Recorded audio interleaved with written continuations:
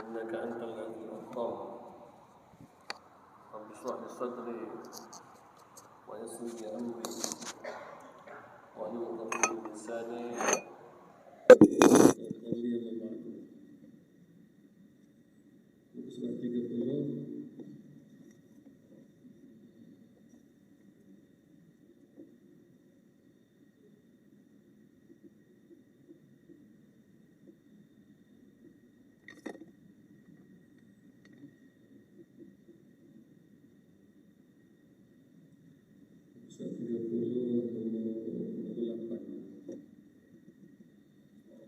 Bismillahirrahmanirrahim.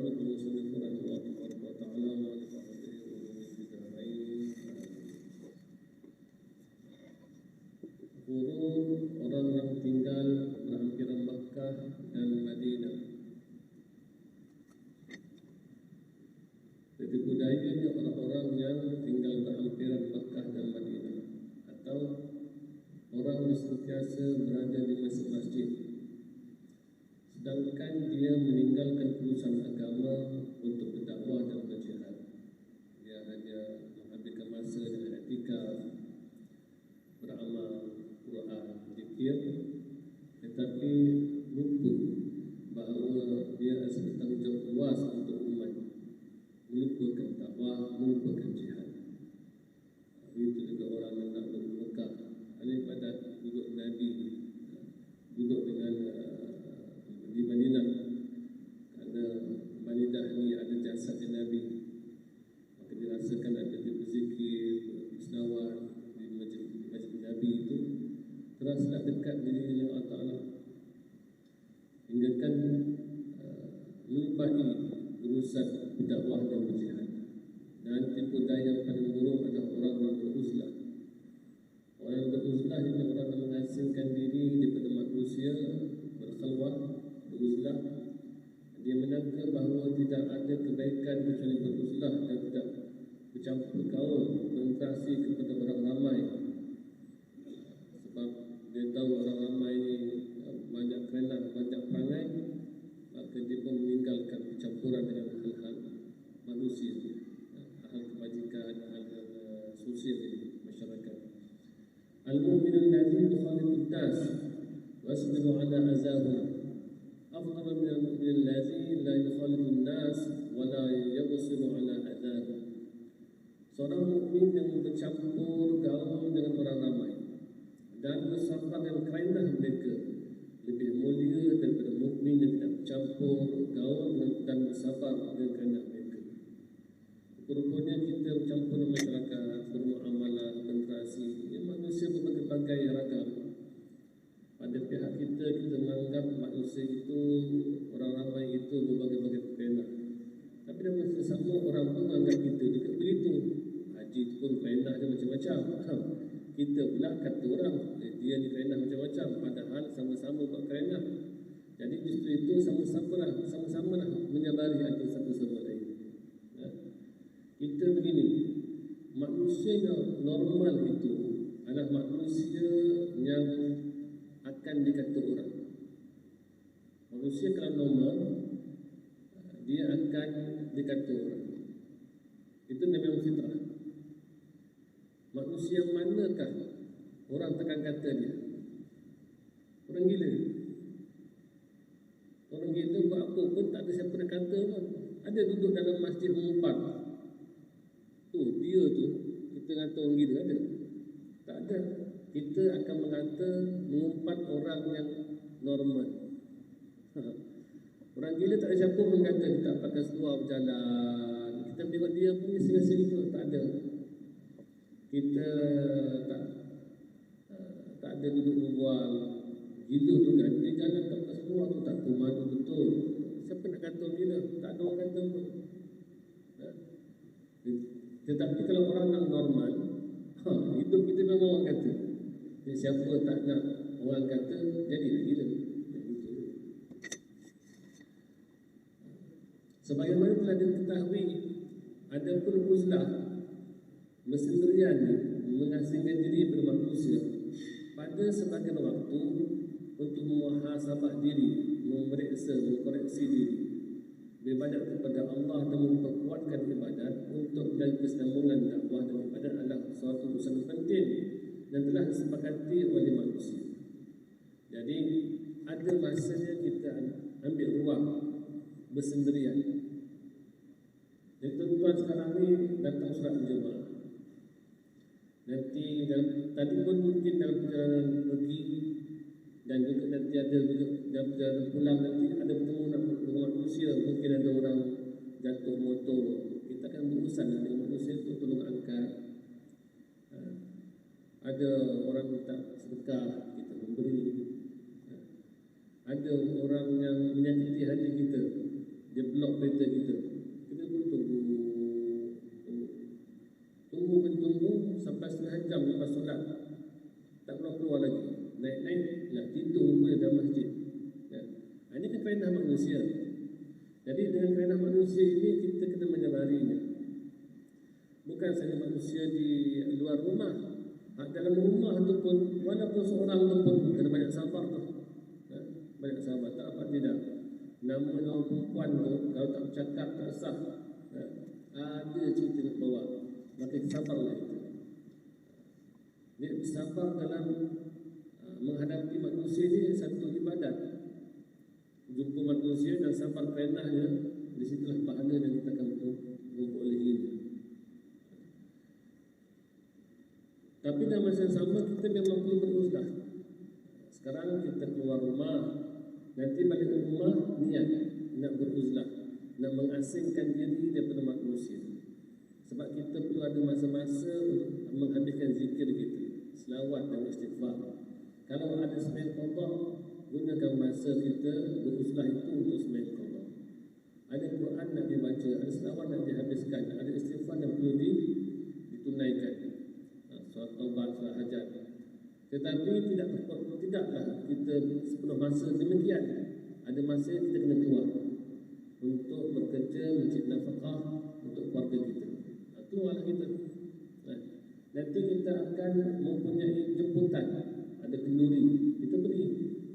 Ada orang minta tolong, rumah kebakaran, ataupun sahabat kita ajak kita, jom kita pergi ke Kelantan Terengganu sekarang ni, kita tolong masa-masa banjir, kita pergi. Nanti ada masa nanti di rumah kita berusaha.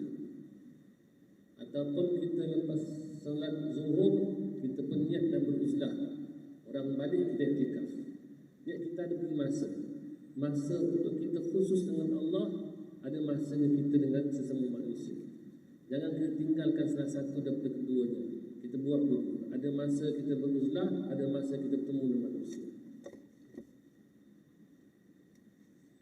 Dan yang kesembilan, guru, orang yang tertipu daya, orang yang menunaikan apa yang difardukan oleh Allah kepadanya. Namun dia memandang ringan, dia meremehkan amalan sunat. Dia tahu bahawa amalan fardu itu tinggi, amalan fardu itu wajib buat, tak tidak. Tapi dalam yang sama sibuk yang fardu, dia hanya fokus pada fardu, mengambil berat tentang fardu, tetapi melupakan sunat. Dan orang yang lebih terpedaya dari itu adalah mereka yang mengabaikan segala urusan agama dan pengamalannya. Apa pun yang diturunkan perintah wajib ataupun sunat tak dilakukan. Firman Allah Subhanahu wa taala, inna salata tanha 'anil fahsya'i wal munkar. Sesungguhnya solat itu mencegah fahsyat dan munkar. Jadi kalau kita solat itu pada hakikatnya mencegah fahsyat dan munkar. Tapi tuan-tuan, kita lihat selama pengalaman kita hidup bertahun-tahun ini, 20 tahun ini, orang solat tu mengata ke tidak? Orang solat tu iri hati ke tidak? Orang solat itu pandang baran ke tidak? Memutuskan satu rahim, berselisih pendapat dan sebagainya. Ya, inilah wujud dalam masyarakat kita, tak dapat dinafikan. Bermakna bukan masalah dia tak solat, masalahnya solat dia itu tidak ada Allah, tidak ada rasa bersama Allah. Jadi perlulah kita menghayati tauhid dalam solat, tauhid dalam ibadat, tauhid dalam kehidupan, agar solat itu benar-benar menjadi alat untuk mencegah daripada fahsyat dan munkar. Tak dapat tidak. InsyaAllah lepas dari khatam kitab ni kita akan bicara dalam bentuk kajian, bukan lagi dalam bentuk belajar semata-mata mendengar saja, tapi nak ajak bagaimana kita tesis lah, buat kajian lah tentang solat, tentang tauhid dalam solat, tentang tauhid dalam kehidupan. Kerana nak mengikut saranan inna solati, sesungguhnya solatku, wa nusuki, dan ibadatku, wa mahyaya, dan hidupku, wa mamati, dan matiku, lillahi rabbil alamin. Hari-hari kita ikrar tu, doa iftitah tu, doa pembukaan. Tetapi bagaimanakah benar? Adakah Allah bersama kita yang kita rasakan ketika solat itu, ketika kita beribadat, ketika mana kita hidup? Itu perlu difikirkan bagaimana kita dapat merasai wujudan Allah pada setiap saat. Kerana dikarenakan ada ayat-ayat mutasyabihat, ayat-ayat dan kesamaran, manusia itu mengandaikan Allah itu dah macam makhluk juga. Contohnya Ar-Rahmanu ala istawa. Ini tauhid yang salah lah. Kalau tauhid itu salah ataupun syubhat, keraguan, kesamaran, maka macam mana nak merasakan solat itu mencegah fahsyat dan munkar? Sebab akidah dah salah. Memang benar ayat Quran dan kita beriman dengannya yang mengatakan Ar-Rahmanu ala istawa. Allah Ta'ala itu di atas kursi, ia bersemayam. Itu terjemah perkata. Kalau terjemah secara borong dan secara moden, Ar-Rahman merujuk kepada Tuhan, merujuk kepada Allah. Allah bersemayam di atas arasy. Bersemayam ini bahasa istana. Kita kata ni duduknya. Baik. Allah Ta'ala duduk di atas arasy. Kita ini kalau sebut duduk, apakah akal kita akan mentafsirkan tentang duduk itu? Dikarenakan kita hari-hari duduk, maka nanti mungkin kita akan merasakan Allah juga duduk seperti kita duduk. Padahal tidak. Perbuatan manusia itu duduk, berdiri, berjalan, gerak, diam, makan, minum, naik, turun. Itu perbuatan makhluk. Adapun Allah tidak memiliki perbuatan seperti itu. Faham kan? Consider. Allah hanya menciptakan perbuatan hamba, tetapi Allah tidak berperbuatan seperti hamba. Saya ulang sekali lagi. Allah itu memperbuat ataupun melakukan perbuatan hamba. Apa perbuatan hamba? Duduk. Allah memperlakukan perbuatan duduk itu terhadap hambanya. Allah memperlakukan perbuatan naik, turun ke atas hambanya. Adapun Allah tidak berperbuatan memperlakukan dirinya itu seperti amalannya perbuatan-perbuatan manusia. Duduk, makan, minum, gerak, naik, atas, turun, mau, tidak. Justru itu ayat, yakni hadis Nabi yang berbunyi Allah akan turun ke langit, ke kaki langit 1/3 malam untuk dia memperkenankan doa hamba-hambanya, untuk dia mengampunkan minta keampunan. Timbul soalan, tadi dah kata Allah duduk kat arasy, sekarang ni pula Allah duduk di kaki langit. Satu ketika malam turun mendengar hambanya berdoa. Timbul soalan, lepas tu kalau Allah turun ke kaki langit 1/3 malam, arasy tu kosong kejap. Itu kosong lah sebab Allah turun kan. Nak tanya 1/3 malam ni berapa lama? 1/3 malam berapa lama? 2 jam, 3 jam, 4 jam, 5 jam, 6 jam. 1/3 malam setiap saat, 1/3 malam. Kan malam tu bergerak. Setiap negeri, setiap tempat ada malam kan. Setiap saat tu ada malam. Setiap tempat bumi ini ada malamnya. Bermakna 1/3 malam tu setiap saat ada 1/3 malam. Sekarang nak tanya, kursi itu siapa nak duduk? Aras tu siapa nak duduk tak? Dan kata Allah tu duduk di atas aras. Sekarang siapa nak duduk aras tu?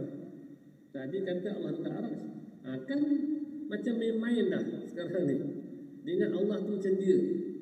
Allah naik turun. Daripada aras turun ke kaki langit 1/3 malam. Lepas tu nanti bila ke atas, bila ke bawah.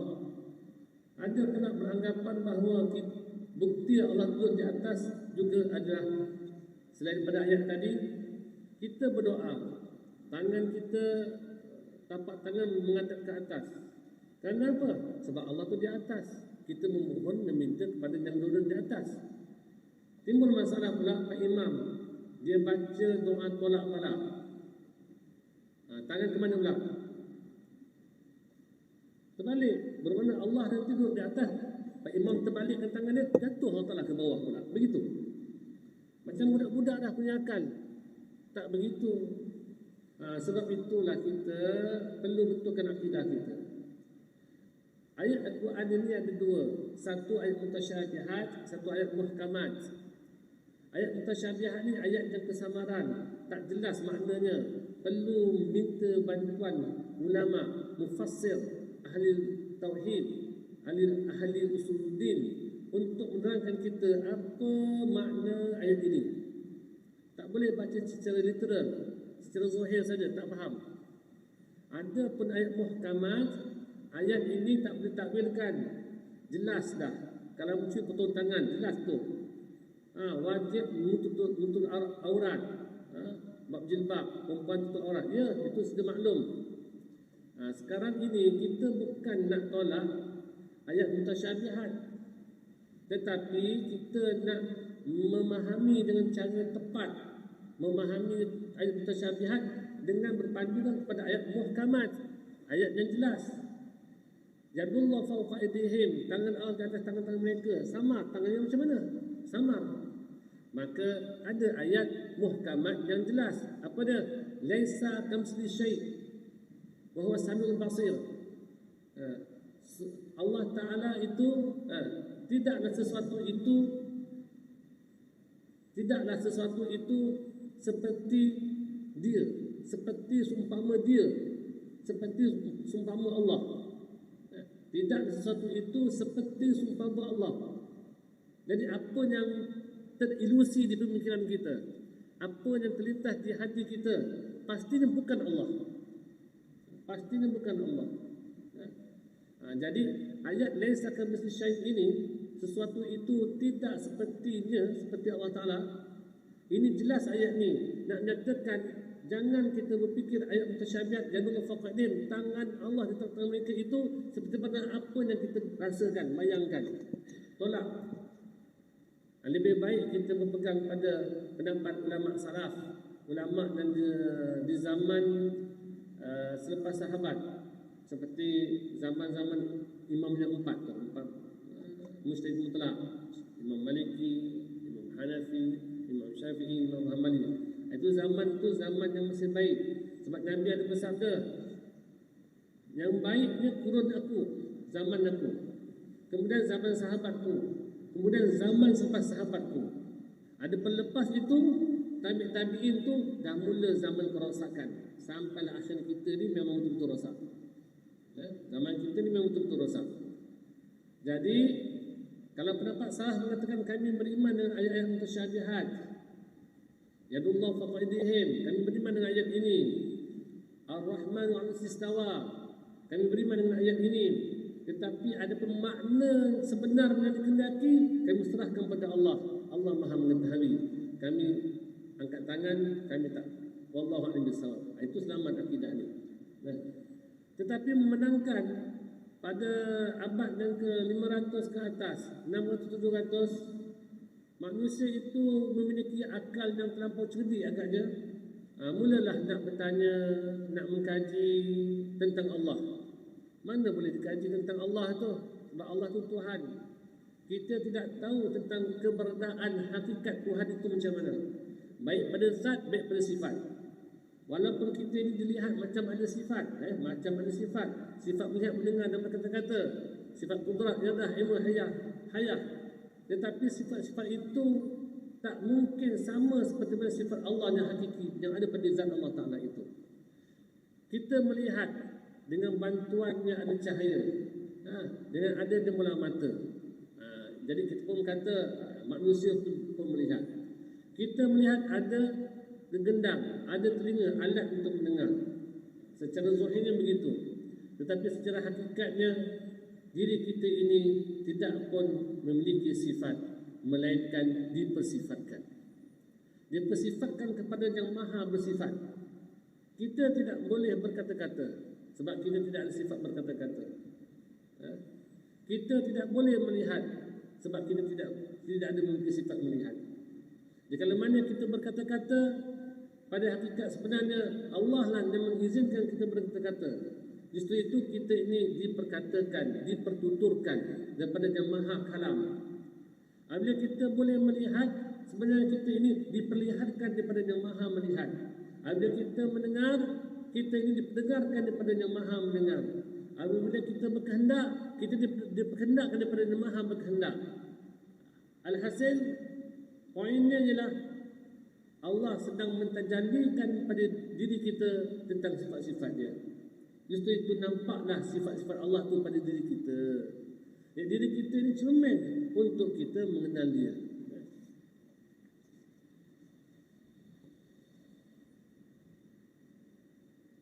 Kembali pada kitab kita ini, ghurur jadi tipu daya orang yang bersungguh-sungguh mencari harta dan memperbanyakkan harta. Al-haakumut takasur hatta zurtumul maqabir. Maka celakalah, binasalah orang yang berlumba-lumba dalam mengumpul harta hingga dia masuk dalam kubur. Dia telah menyia-nyiakan umurnya dengan urusan itu. Urusan apa? Memperbanyakkan harta. Namun dia tidak pula menunaikan hak Allah. Solat, puasa, zakat, haji pun dia abaikan. Hak diri sendiri, dia perlu berehat. Dia perlu mengambil masa untuk rehlah. Dunia ni luas. Kalau dah berharta tu pergilah jalan-jalan. Jangan duduk di ampang saja. Tak jadi. Bawa berjalan anak-anak, isteri semua tu. Ambil kerehatan. Duit ada, tepi pantai. Ambil nikmat-nikmat tu. Nikmat Allah ciptakan alam ini untuk jadi hamba manusia. Jadi antara khidmatnya alam ini untuk manusia, agar terlihat saja alam ini cantik ciptaannya, maka faedah dan tamiyah hidup dalam ketenangan. Hati kita pun tenang sebab melihat alam ini. Orang bercerita, saya pun mendengar, ingin tapi tak kesampaian.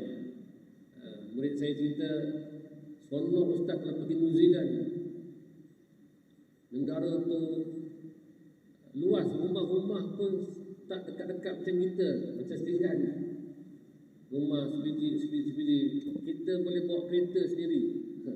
Dah ada GPS itu dah. Tekan dia tu nanti, dia akan bawa kita ke sana. Sebab orang dah letak dah GPS tu. Perjalanan-perjalanan tempat-tempat yang indah. Kalau mereka jumpa tempat indah, mereka akan set dalam GPS tu. Nanti kita akan pergi di situ. Bawa kereta sendiri. 2 minggu lah berbuah hati, pusing satu New Zealand. Kalau nak main-main ikan di air, pergi kat keranti sana tu. Sambil-sambil makan tengok air, dulu kaki tu. Duit ada bukan tak ada. Ingin juga nak naik belon. Tengok cucu kita main belon, ingin juga nak naik belon. Pergi ke Turki pula tu. Katanya sekali naik 20,000 juga kan. Jadi alam ini berkhidmat dengan kita. Burung merak tu kita tak boleh makan burung merak. Dan tetapi kita mempunyai boleh kita angkat jual beli, walaupun tak boleh makan tapi angkat jual beli. Bumrah tu. Kenapa? Menyimpang bumrah tu menenangkan hati. Apa taknya? Sekali buka ikut serap. Suka hati kita melihat cantiknya. Dia berkhidmat untuk kita. Ya?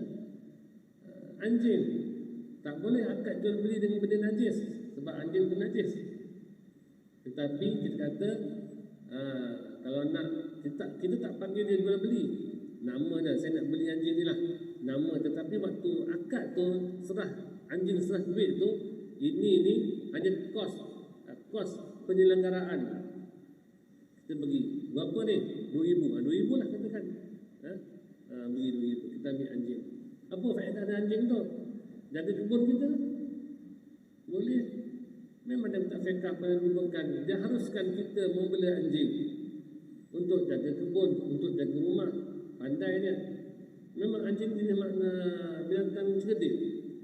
Dia tengok tuan, dia tak kejar, tak menyala. Dia tengok kawan-kawan tuan pun tak menyala, senyap. Tapi kalau tengok orang nak asing, dia mula dah tunjuk garang lagi. Kalau tengok tuan, dia tunjuk manja. Tunjuk orang asing, dia nampak orang asing, dia tunjuk garang. Jadi dia pandai, ada manfaat untuk jaga. Sebab itulah dalam kitab fiqah pun anjing guna pakai, maksud anjing yang terlatih. Kalau anjing yang tak cukup latih tak jadi. Anjing terlatih ini apabila dia makan arnab contohnya, dia temburuan itu digigit mati, maka halal kita makan arnab itu. Memburu dengan anjing, maka antara dianggap seperti halalnya hukum menyembelih. Lepaskan anjing, dia kejar. Tapi anjing terlatih, kita buka tali dia tengok, dia apa? Kejar, kita kejar. Ada dapat tangkap saja arnab tu, dia pun nak kita. Balik dia, pandai dia. Ni dah balik, lari dia. Kita pergi cari belakang balik batu, ayam kampung dah, ayam hutan dah separuh dia makan. Arnab dah separuh dia makan. Habis makan mana-mana, tinggalkan kepala saja. Itu memang kurang ajar tu anjing. Kalau anjing seperti ni tak cukup ajar ni, kena kasih ajar lah. Sebab apa? Kurang ajar nama dia. Kena tambah lagi ajar supaya dia jadi anjing terlatih. Dan anjing terlatih ini digigit dia sampai mati, halal makan dia. Begitu juga seperti hukum sembelih, seperti kita memanah tombak binatang mati, hukumnya macam sembelih juga. Itu antara perkara yang dibolehkan, ya. Ataupun seperti lembu liar. Siapa berani tangkap lembu liar? Ataupun seladang, tak berani kita. Ataupun lembu kita ini jatuh tarik dan tenggelam, selut, maka kita pun takkan nak biarkan lembu itu mati begitu je. Jadi kita pun ambil pisau, tikam je mana-mana tempat pun tak betul. Sebab selut dah tenggelam tu. Sementara kita nak cari kereta angkat dia bawa naik, takut dia mati, lemas tu. Kita pun ambil pisau, tikam saja. Tikam kat punggung, kat mana-mana pun tak apa. Tak payah kita nak cuba-cuba berenang kat selut tu, sembelih kat tengkuk dia. Tak sempat sembelih, kita tenggelam terus nanti. Dan tikam saja, tarik dia mati, nanti settlekanlah macam mana pun. Itu sendiri hukum fiqah, ya.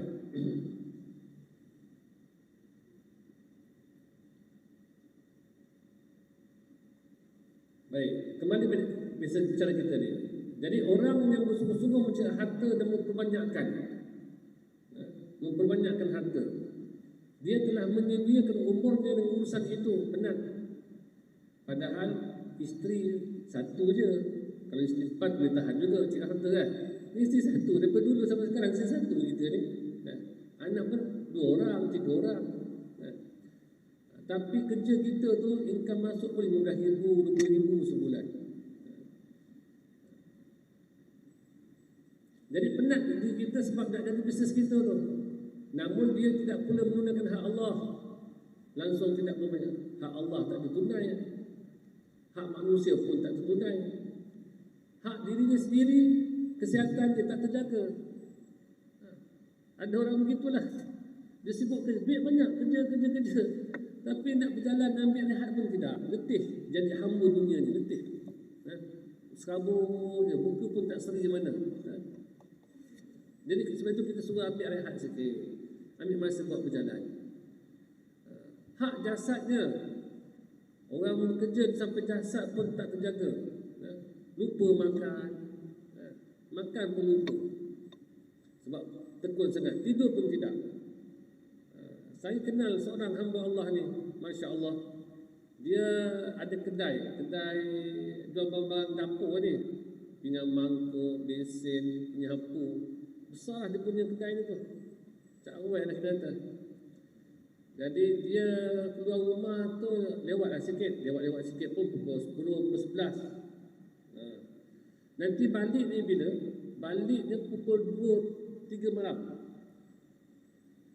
Sebab nanti tutup kedai pukul 10, pukul 11 tu dah kira dia dulu ada kira duit audit, hari-hari dia audit. Lepas tu nanti dia pergilah tengok kat rak-rak tu, dia kira satu-satu periuk tinggal berapa lagi, tulis apa kurang, sampai asyik tu dengan duit kira barang-barang ni, asyik sampai dia bagi. Nanti balik nanti isteri memang dah siap-siap masak untuk dia. Nanti dia balik rumah, dia buka dulu saja makan. Dia pun makan serupa lah. Itu mungkin kesihatan dia pun dia tak pernah makan macam kita makan. Makannya sayur air je. Air pun sayur air sayur labu, masak air, masak pindang gitu. Tempe, ikan seekor 2, itu dia makan. Tapi rokok, Masya Allah, masak, sehat. Itu nampak je. Tapi tak ada, nak ajak pergi berjalan semua tak sempat. Duit banyak, isteri ajak berjalan tak sempat. Sibuk sampai kan lupa kesihatan diri, jasad kita perlu rehat juga. Dan hak-haknya lain, hak-hak lain sampaikan. Jangan sampai pak mentua meninggal tak datang. Sebab apa? Sibuk kerja katanya. Jangan begitu. Kita ambil anak orang, bapaknya meninggal, kita buat tak tahu je, datang ke ziarah. Di kampung tu bapak mentua meninggal dah tak datang. Lepas tu kenduri 7 hari 7 malam pun tak datang juga. Ingatkan lepas 40 hari tak datang juga. Ingatkan lepas 100 hari tak datang juga. Ingatkan setahun tak datang juga. Sibuk kerja. Jangan sampai tertipu lah. Sebab kita ni hebat macam mana pun kita kerja, kita makan ni pun tahap rasa dia kerongkong je. Ada pernah orang makan duduk masuk, tak ada nikmat sampai ke perut, tak ada nikmat sampai tekak je. Manik tawar masih dekat sini je, keluar melepasi saya kerongkong ni selesai, tak ada rasa dah. Jangan tertipu. Bekerja berpada-pada. Gurur orang yang berpaling pada dari kehidupan dan rezeki. Ini persatuan tadi. Yang pertama tadi, tertipu daya sebab bersungguh-sungguh cari rezeki, cari harta, memperbanyakkan harta sampai lupa urusan dia dengan Allah, ibadat dan kesihatannya. Yang ni pula berpaling daripada bekerja, tak kerja, duduk masjid je. Tunggu nanti kalau malam Jumaat, adalah rezeki malam Jumaat tu nanti. Orang baca Yasin, nanti adalah makan-makan sikit. Tunggu nanti rezekinya pada kuliah-kuliah subuh, Sabtu, Ahad, begitu. Kalau ada kuliah subuhnya hari cuti am kan, setengah surau, cuti amnya, jemput ustaz. Itulah nantinya. Tunggu nanti ada elan nanti, lepas tu ada akikah, itulah dia. Atau tu kau tak ada apa pun, buat-buat dah muka sedih sikit, lemah, duduk, termenung sikit, orang nampak, duit. Urun orang yang berpaling daripada mencari kehidupan dan rezeki kerana menyangka itulah kehidupan yang zuhud, padahal dia lupa dengan sabda Nabi. Apa sabda Nabi? Inna minaz zunubi zunuban la yukaffiruha illa al-ham fi talabi rizq. Ini kalau orang yang malas bekerja, kita baca hadis ni. Sesungguhnya terdapat dosa yang mana dosa itu tidak diampunkan kecuali berletih-letih dalam mencari rezeki. Jangan sangka duduk di masjid surat taubat minta ampun Allah ampunkan dosa kita. Tak. Kita penat-penat bekerja itu pun Allah ampunkan dosa-dosa kita. Itu kelebihan orang bekerja. Bagi orang yang malas bekerja, bacakan hadis ini. Bagi orang yang lampau kuat bekerja pun baca juga hadis ya. Jangan jadikan dunia ini sementara, akhirat selama-lamanya. Jangan tertipu dengan dunia. Dunia ini tidak melebihi daripada sebelah 4 nyamuk. Ada orang yang malas bekerja, jangan bacakan hadis. Dunia tak melebihi sebelah 4 nyamuk. Kalau begitu, sekarang ni bukan sebelah 4 nyamuk, sebelah pun dah tak ada dah. Tunggu duduk ke masjid. Tak jadi apa tu. Bagi orang yang malas bekerja, baca hadis ini. Hadis yang mana sesungguhnya terdapat dosa yang mana dosa itu tidak diampunkan kecuali letih dalam rezeki. Bagi orang yang terlampau kerja kuat sangat ni, bacakan hadis ni yang mengatakan dunia ini tidak melebihi sebelah 4 nyamuk. Tengoklah keadaan tertentu. Yang ke-13, ghurur bagi pemilik-pemilik harta. Tipu daya bagi pemilik-pemilik harta dengan menghadiri majlis-majlis zikir. Orang jutawan, dermawan, orang jutawan, ahli korporat, orang yang memiliki kedudukan, dengan menghadiri majlis-majlis zikir dan menjadikan perkara itu sebagai adat. Dia pun duduk majlis zikir, dia pun duduk bertarekat juga, kerana keyakinan mereka bahawa melazimi majlis zikir seperti maulid,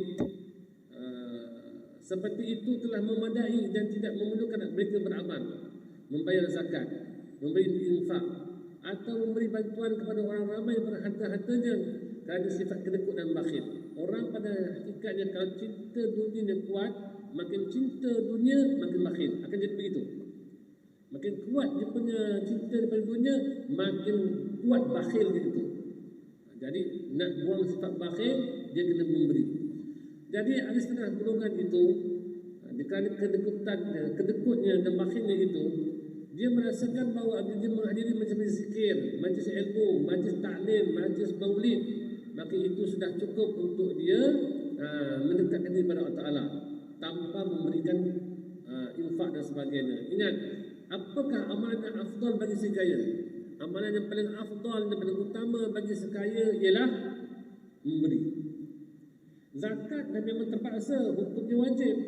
Suka tak suka, wajib kena zakat. Tetapi kalau sedekah, kalau menyumbang, infak fi sabilillah, itu memang keluar daripada rasa pemurahnya, sifat pemurahnya yang ada pada diri dia.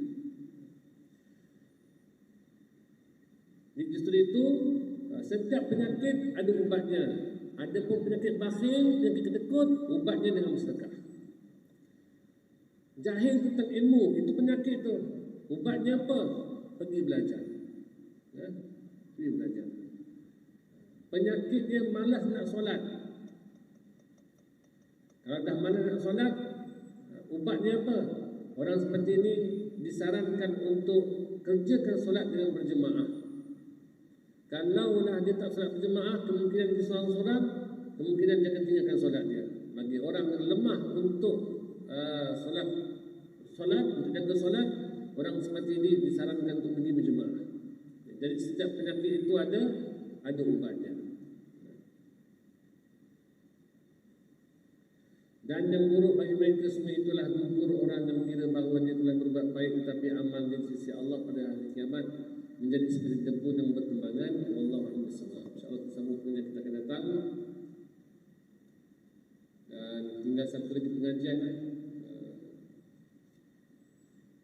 Jadi insyaAllah bulan 12 kita akan baca, saya beri nota tentang kopi dan nanti nota tentang penghayatan tauhid di dalam solat dan kehidupannya. Saya tunggu balik daripada Shah Alam, Shah Alam, Ibu Pejabat Polis Kontijen di Shah Alam saya, sesi 13, bicarakan tentang inilah tauhid, penghayatan tauhid dalam solat dan kehidupannya. Tapi yang datang duduk tu bukan polis lah, yang datang duduk tu Rasulullah. Tempat tu, tempatnya memang sedap kenal, Ibu Pejabat Polis Kontijen Shah Alam sesi 13. Tapi yang duduknya orang awam lah, tak tahu dari mana datang. Jadi memang kita sebenarnya yang ketandusan kita ialah kekhusyukan, kehadiran Allah dalam jiwa kita. Itu yang kurangnya situ. Kalau dilihat makin tua tu sebenarnya makin banyak beribadat. Tuan-tuan fikir, tengok sekarang ni mana lebih banyak ibadat? Waktu muda ke waktu tua? Waktu tua lah. Anggaplah rajinlah sikit, senang kita kan. Yang paling rajin siapa? Isteri kita ke kita? Isteri kita rajin puasa sunat. Perempuan kalau puasa sunat, Masya Allah, TikTok lah. Kita ni tunggu Ramadan je lah. Berazam saja, tapi sampai sekarang tak buat untuk Isnin Khamis tu. Berazam, insya-Allah, tapi sampai sekarang pun insya-Allah lagi lah. Isteri kita memang Masya Allah TikTok Isnin Khamis. Surah Waqiah mood sebelum tidur baca. Jadi sekarang ni bukan masalah amalan, masalahnya adalah pengisian dalam amalan itu. Ada Allah ke tidak? Kalau amalan kita tidak bersama Allah, kita beramal merasai bersama diri kita, disitulah akan timbulnya penyakit-penyakit riya, ujub, takabur, sum'ah. Yang mana semua penyakit itu ianya membatalkan segala amalan kebajikan kita. Hasad, innal hasada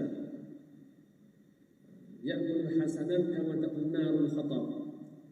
Kalau ada penyakit hasad di kita, hasad itu dia memakan segala amal kebajikan kita, amal kebaikan kita. Seperti mana kayu api yang dimakan oleh api. Kayu dibakar oleh api, dimakan oleh api. Kena musim panas, ranting-ranting kalau dikumpulkan tuncur saja api, sekejap dia melarat habis. Itulah perumpamaannya. Dari amal penyakit-penyakit seperti iri hati, hasad, dengki, riya, ujub, takabur, ini semua dia membatalkan pahala dia. Dia tak batalkan hukum sah atau tidak, tapi membatalkan pahala-pahala ibadat kita.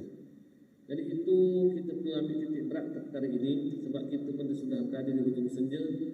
Kalau dikenang-kenangkan amalan kita yang lalu, kalau kita dalami tentang penyakit tasawuf, kita akan lihat banyak lagi kekurangan yang perlu kita baiki dalam ibadat-ibadat kita.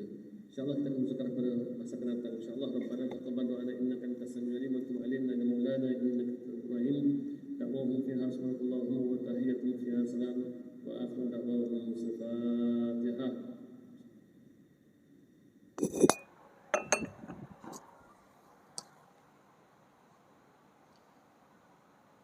Assalamualaikum warahmatullahi wabarakatuh.